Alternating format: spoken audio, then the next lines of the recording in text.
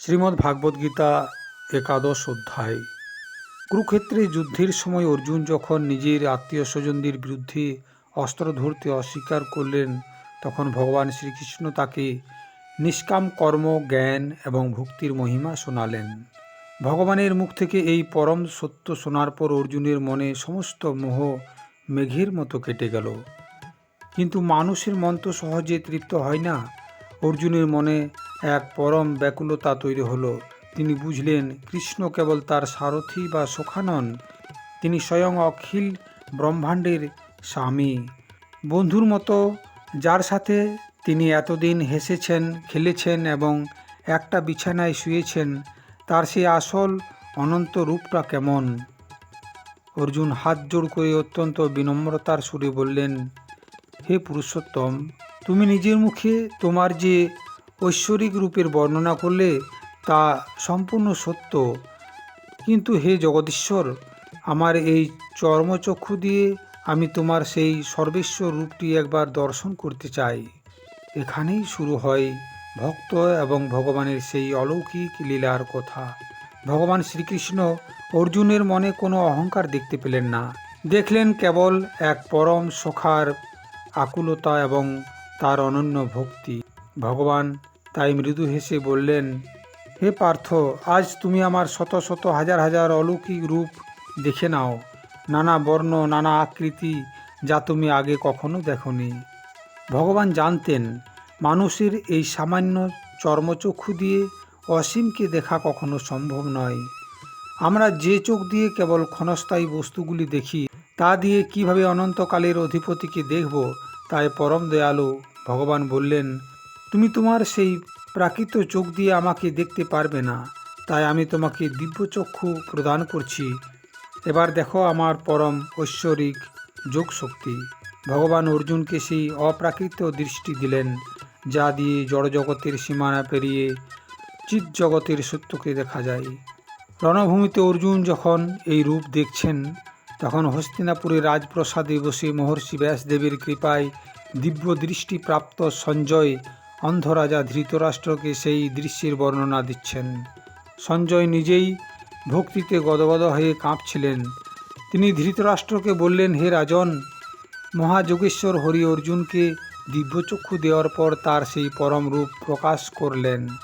সেই রূপে অসংখ্য মুখ, অসংখ্য চোখ, অন্যান্য অদ্ভুত দর্শন, বহু দিব্য অলঙ্কারে ভূষিত, হাতে অনেক দিব্য অস্ত্র, তিনি দিব্য মালা এবং বস্ত্র পরিধান করে আছেন। তার সারা শরীরে চন্দনের দিব্য সুভাষিত। তিনি অনন্ত, সর্বতোমুখ এবং পরম আশ্চর্যজনক। সেই রূপের দীপ্তি কেমন ছিল? সঞ্জয় এক অপূর্ব উপমা দিলেন। আকাশে যদি একযোগে হাজারটা সূর্যের উদয় হয়, তবে তার যে সম্মিলিত তেজ বা আলো, সেই মহাত্মা বিশ্বরূপের আলো হয়তো তার সমান হতে পারে। অর্জুন দেখলেন, কুরুক্ষেত্রের সেই ছোট্ট রথের উপর বসে সমগ্র ব্রহ্মাণ্ড যেন এক জায়গায় জড়ো হয়ে গেছে। দেবতা, যক্ষ, গন্ধর্ব, গ্রহ, নক্ষত্র, অতীত, ভবিষ্যৎ, বর্তমান সব কিছুই শ্রীকৃষ্ণের এক অবয়বের মধ্যে স্থিত। অর্জুন বিস্ময়ে রোমাঞ্চিত হয়ে উঠলেন, তার গায়ের লোম দাঁড়িয়ে গেল। তিনি ভগবানের চরণে ষষ্ঠাঙ্গে প্রণাম করে হাত জোড় করে ভগবানের স্তুতি করতে লাগলেন। অর্জুন যা দেখেছিলেন তা ভাষায় প্রকাশ করা অসম্ভব, তাও তিনি ভক্তি ভরে বর্ণনা করতে লাগলেন। বললেন, হে দেব, তোমার এই শরীরে আমি সমস্ত দেবতাদের দেখতে পাচ্ছি। পদ্মাসনে বসে থাকা ব্রহ্মা, মহাদেব, শিব, সমস্ত ঋষি এবং দিব্য সর্পদের দেখতে পাচ্ছি। আমি যেখানেই চোখ ফেরাচ্ছি, কেবল তুমি আর তুমি। তোমার অসংখ্য হাত, অসংখ্য পেট, অসংখ্য মুখ, অসংখ্য চোখ, কিন্তু হে বিশ্বেশ্বর, আমি তোমার কোনো আদি অন্ত খুঁজে পাচ্ছি না। অর্জুন আরও দেখলেন যে শ্রীকৃষ্ণের মাথায় মুকুট, হাতে গদা এবং চক্র, চারিদিক জ্বলন্ত অগ্নি আর সূর্যের মতো আলোয় দীপ্তমান। ভক্তির এই পর্যায়ে এসে অর্জুনের বিস্ময় ধীরে ধীরে এক পরম ভয়ে রূপান্তরিত হতে লাগলো, কারণ তিনি কেবল ভগবানের শ্রীকৃষ্ণের সেই সুন্দর পালক রূপ দেখছিলেন না, তিনি দেখেছিলেন ভগবানের কাল রূপ, যা সংহারক রূপ। অর্জুন দেখতে পেলেন এক ভয়াবহ দৃশ্য। ভগবানের মুখগুলো থেকে আগুনের শিখা বের হচ্ছে, তার ধারালো দাঁতগুলো প্রলয়কালের অগ্নির মতো জ্বলছে। এই রূপ দেখে স্বর্গ, মর্ত, পাতাল, ত্রিলোক, ভুবন ভয়ে কাঁপছে। অর্জুন কাঁপতে কাঁপতে বললেন, হে বিষ্ণু, আকাশ ছোঁয়া তোমার এই রূপ, জাজ্জল্যমান বর্ণ, হাঁ করা মুখ আর বিশাল উজ্জ্বল চোখ দেখে আমার হৃদয়ে কোনো ধৈর্য নেই, মনে কোনো শান্তি নেই। তোমার এই ভয়াল দাঁত বিশিষ্ট মুখগুলো দেখে আমার মনে হচ্ছে যেন চারদিকে প্রলয়কাল উপস্থিত হয়েছে। আমি দিকভ্রান্ত হয়ে যাচ্ছি, আমাকে রক্ষা করো। সবচেয়ে চমকপ্রদ দৃশ্যটি অর্জুন এবার দেখলেন।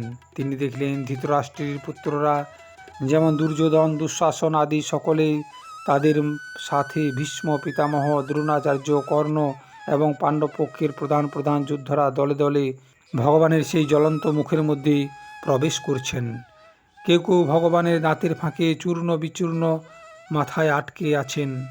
যেমন নদীর জল প্রবল বেগে ছুটে গিয়ে সমুদ্রে পতিত হয়, কিংবা পতঙ্গরা যেমন নিজেদের বিনাশ জেনেও আগুনের শিখায় গিয়ে ছুটে যায়, ঠিক তেমনি সেই সমস্ত বীর যোদ্ধারা ভগবানের মুখের গ্রাসে বিলীন হয়ে যাচ্ছেন। ভগবান তার জীব দিয়ে সেই সমস্ত যোদ্ধাদের চাটছেন আর গ্রাস করছেন। অর্জুন আর্তনাদ করে বলে উঠলেন, হে উগ্ররূপধারী, তুমি কে? আমাকে কৃপা করে বলো, তোমাকে আমি প্রণাম করি। তোমার আসল উদ্দেশ্য কি, আমি তা জানতে চাই। অর্জুনের এই ব্যাকুল প্রশ্নের উত্তরে ভগবান শ্রীকৃষ্ণ তার সেই গম্ভীর ব্রহ্মাণ্ড কাঁপানো কণ্ঠে বললেন, আমি লোকক্ষয়কারী মহাকাল, এখন আমি এখানে সমস্ত জগৎকে সংহার করতে প্রবৃত্ত হয়েছি। তুমি যুদ্ধ করো আর নাই করো, এই প্রতিপক্ষের শিবিরে যত যোদ্ধা দাঁড়িয়ে আছেন তাদের কেউই জীবিত থাকবে না। ভগবান অর্জুনকে এক পরম সত্য বোঝালেন, কাল বা সময় কাউকে ছাড়ে না। ভীষ্ম, দ্রোণ, কর্মের মতো মহাবীরদের আয়ু শেষ হয়ে এসেছে। ভগবান ইতিমধ্যে আধ্যাত্মিক স্তরে তাদের সংহার করে ফেলেছেন। অর্জুনকে কেবল বাহ্যিক জগতে নিমিত্ত হতে হবে। ভগবান তাই বললেন, তুমি উঠে দাঁড়াও, যশ লাভ করো, শত্রুদের জয় করে সমৃদ্ধ রাজ্য ভোগ করো। এরা তো আমার দ্বারাই আগে নিহত হয়ে গেছে। হে সব্যসাচী অর্জুন, তুমি কেবল নিমিত্ত মাত্র। এই একটা বাণী অর্জুনের জীবনের মোড় ঘুরিয়ে দিল। তিনি বুঝলেন, অহংকার বশত তিনি ভাবছিলেন যে তিনি মারছেন বা বাঁচাচ্ছেন, আসলে সব সুতো পরমেশ্বরের হাতেই। ভগবানের এই মহিমা দেখে অর্জুনের অহংকার পুরোপুরি চূর্ণ হয়ে গেল। তিনি ভয়ে কাঁপতে কাঁপতে হাত জোড় করে ভগবান শ্রীকৃষ্ণের স্তুতি করতে লাগলেন। তিনি বুঝতে পারলেন এতদিন তিনি পরব্রহ্মকে কেবল একজন সাধারণ মানুষ বা বন্ধু ভেবে কত ভুল করেছেন। অর্জুন বললেন, হে হৃষিকেশ, তোমার মহিমা কীর্তন করে জগৎ আনন্দিত হচ্ছে। রাক্ষসেরা ভয়ে চারিদিকে পালাচ্ছে, সিদ্ধ পুরুষরা তোমাকে প্রণাম করছেন। এটাই তো স্বাভাবিক। তুমি ব্রহ্মার আদি সৃষ্টিকর্তা, তুমি অনন্ত, তুমি সৎ এবং অসতের অতীত। এরপর অর্জুনের হৃদয়ের পরম ভক্তিময় অংশটি প্রকাশ পেল। তিনি সখ্যের অপূর্ণতা এবং অজ্ঞতার জন্য ভগবান শ্রীকৃষ্ণের কাছে ক্ষমা চাইতে লাগলেন।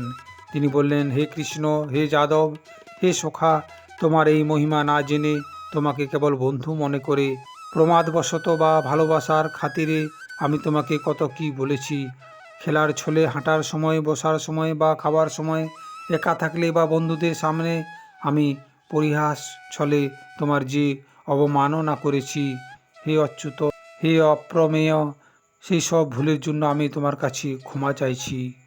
অর্জুন বললেন, যেমন একজন পিতা তার পুত্রের অপরাধ ক্ষমা করেন, বন্ধু তার বন্ধুর অপরাধ মেনে নেন, প্রিয়তম তার প্রিয়তমার ভুল মার্জনা করেন, ঠিক তেমনি তুমি আমার সমস্ত ধৃষ্টতা ক্ষমা করে দাও। বিশ্বরূপের ভয়ালহ সংহার রূপ দেখতে দেখতে অর্জুন ক্লান্ত এবং ভীত হয়ে পড়েছিলেন। তার মন একদিকে আনন্দে উদ্বেলিত হচ্ছিল, অন্যদিকে ভয়ে আকুল হচ্ছিল। তিনি বললেন, হে দেব, তোমার এই রূপ দেখে আমি আনন্দিত, কিন্তু আমার মনে বড় ভয় করছে। তুমি দয়া করে তোমার সেই আগের রূপটি আমায় দেখাও, যার মাথায় মুকুট, হাতে গদা ও চক্র। হে সহস্রবাহু, হে বিশ্বমূর্তি, তুমি আবার তোমার সেই চতুর্ভুজে আমায় দেখা দাও। ভক্তের আকুলতা দেখে ভগবান আবার শান্ত হলেন। তিনি বললেন, হে অর্জুন, আমার অনুগ্রহে তুমি আমার এই পরম তেজস্বী এবং আদি বিশ্বরূপ দেখলে। বেদ পাঠ, যজ্ঞ, দান বা কঠোর তপস্যার দ্বারাও আমার এই রূপ কেউ দেখতে পায় না। যা তুমি দেখলে, তুমি ভয় পেও না, বিমূঢ় হইও না। দেখো, আমি আবার আমার শান্ত রূপে ফিরে আসছি। এই বলে ভগবান প্রথমে তার চতুর্ভুজ রূপ দেখালেন, তারপর আবার সেই অর্জুনের চেনা সুন্দর, সৌম্য এবং মনোহর দ্বিভুজ মানব রূপ অর্থাৎ ভগবান শ্রীকৃষ্ণ রূপ ধারণ করলেন। কৃষ্ণের সেই অতি সুন্দর শ্যামসুন্দর রূপ, মাথায় ময়ূরের পাখা, মুখে মৃদু হাসি দেখে অর্জুনের প্রাণ জুড়িয়ে গেল। তিনি বুক ভরে শ্বাস নিয়ে বললেন, হে জনার্দন, তোমার এই শান্ত মানব রূপ দেখে এখন আমার চিত্ত স্থির হলো এবং আমি আবার স্বাভাবিক অবস্থায় ফিরে পেলাম। এই একাদশ অধ্যায়ের শেষে ভগবান শ্রীকৃষ্ণ অর্জুনকে এবং সমগ্র মানব জাতিকে এক পরম গোপনীয় সত্য উপহার দিলেন। তিনি বললেন, হে অর্জুন, আমার যে রূপ তুমি দেখলে তা দেখা অত্যন্ত দুর্লভ। দেবতারাও সর্বদা এই রূপ দেখার জন্য লালায়িত থাকেন, কিন্তু কেবল বেদ অধ্যয়ন, তপস্যা, দান বা যজ্ঞের মাধ্যমে আমাকে এইভাবে দেখা কখনো সম্ভব নয়। তাহলে কিভাবে ভগবানকে পাওয়া যায়?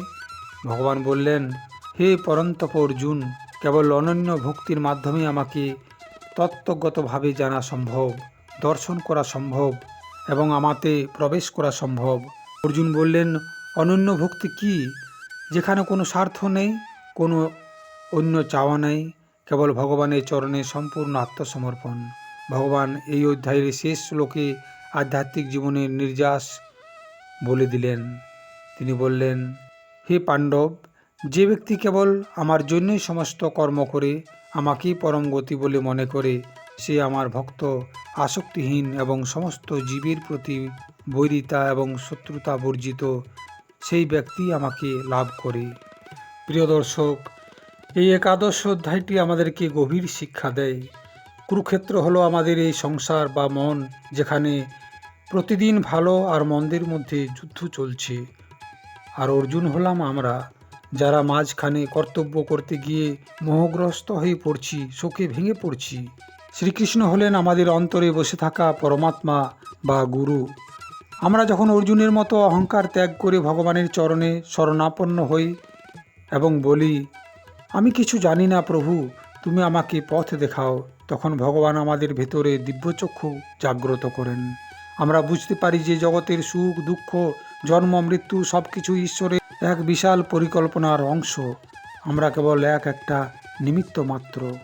বিশ্বরূপ দর্শন যোগ আমাদের শিক্ষা দেয় যে ঈশ্বর যেমন অসীম এবং ভয়াল মহাকাল, ঠিক তেমনই তিনি ভক্তের কাছে পরম দয়ালু এবং বন্ধুও। যদি আমাদের হৃদয়ে ভক্তি থাকে, তবে সেই বিশ্বব্রহ্মাণ্ডের অধিপতি আমাদের জীবনের রথের সারথি হতেও দ্বিধাগ্রস্ত করেন না। আসুন এই পরম ভক্তিময় অধ্যায়টি হৃদয়ে ধারণ করে আমরা আমাদের সমস্ত কর্ম ভগবানের চরণে সমর্পণ করি এবং বলি, হে কৃষ্ণ, আমি তোমার নিমিত্ত মাত্র, তুমি যেভাবে চালাবে আমি সেভাবেই চলব। হরে কৃষ্ণ।